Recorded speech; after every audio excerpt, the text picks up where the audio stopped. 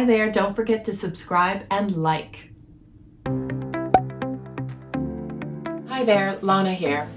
Have you ever noticed that when your mind is revved up with a lot of thinking, with a lot of busy thinking, you don't do as well? You can't seem to see as clearly or the pathway forward. In fact, what tends to happen is you tend to ruminate over the same kind of thinking, the same kind of problem or issue you're dealing with. So you tend to repeat the same thoughts over and over again because this is so busy. And what we want to do is we want to slow that down. We want to recognize what's going on. So instead of tunnel vision, where we're basically repeating the same thoughts over and over again and not seeing anything clear, we want to slow it down so that we can open up this lens, zoom out, and allow for fresh new thinking, new perspectives to come in. And that's where the clarity comes in as well.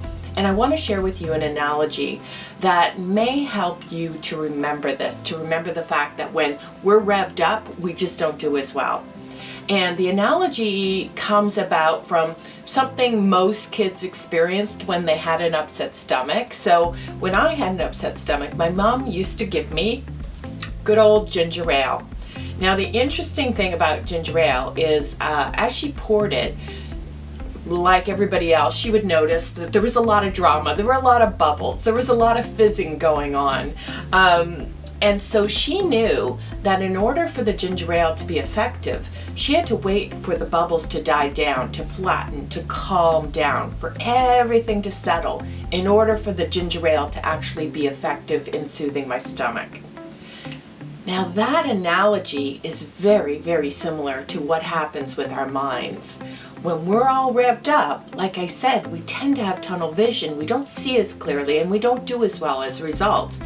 But when that settles down, suddenly we have this open view, this space in which new, fresh thinking can come through, and we tend to see things a little more clearly.